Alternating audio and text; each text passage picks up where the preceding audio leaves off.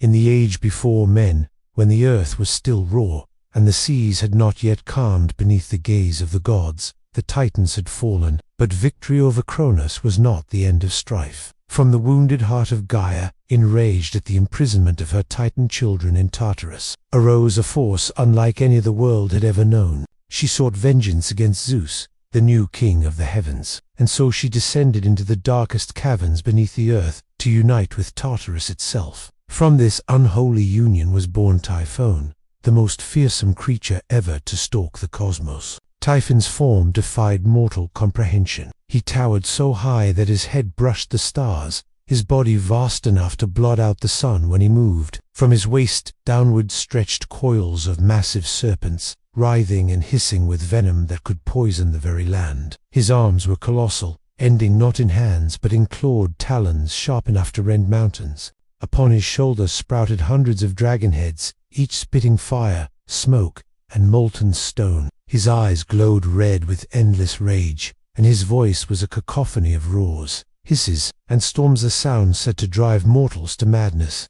The winds themselves bent to his scream, and the seas churned under his steps. Born of wrath, Typhon embodied chaos itself. Where he walked, forests burned, rivers boiled, and mountains trembled. His strength eclipsed that of any god. His wings could blot out the moon, and his breath carried storms that shattered ships and toppled cities. No creature divine or mortal could meet his gaze without succumbing to terror. He was not merely a monster. He was the very concept of destruction, a living tempest forged to unseat Olympus itself. Zeus, ruler of the heavens, knew that his reign would not last if Typhon walked unchecked. The beasts, rise, shook the pillars of the world. Even the Olympian gods trembled at the sound of his approach. As Typhon climbed from the depths of the earth, hissing serpents, singing a chorus of doom, the skies darkened, and the air itself grew heavy with dread. With every step, Typhon proclaimed war upon the gods, his booming voice echoing across mountains and seas.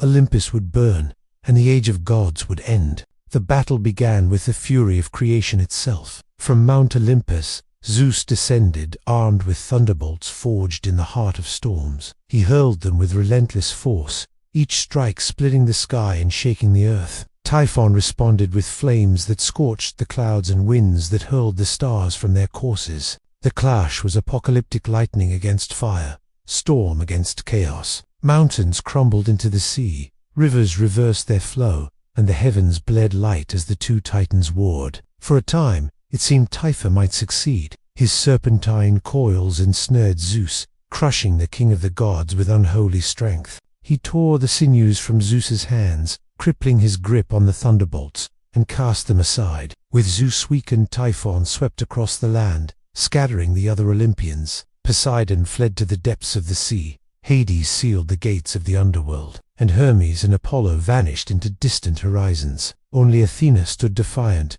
urging Zeus to rise and reclaim his power. Through cunning and will, Zeus escaped his bonds and fled to Mount Etna, where the fates restored his strength. Armed once more with thunder and resolve, he pursued Typhon across the world. Their war spanned mountains and oceans. From Thrace to Sicily, the scars of their conflict carved canyons and raised volcanoes. At last, atop Mount Etna, Zeus unleashed the full fury of his storm. 1,000 thunderbolts rained upon Typhon, searing flesh and shattering scales. The earth split open, and Typhon, screaming curses and fire, was hurled into the depths below. Zeus buried the monster beneath the mountain, imprisoning him in eternal torment. Yet even now, mortals say, his rage is not stilled. The eruptions of Etna, the quakes that shake the earth, are said to be Typhon's fury, his serpents thrashing in the molten dark, seeking escape. He waits, patient and vengeful, for the day Olympus falters and the chains of stone break. And so ends the tale of Typhon, father of monsters,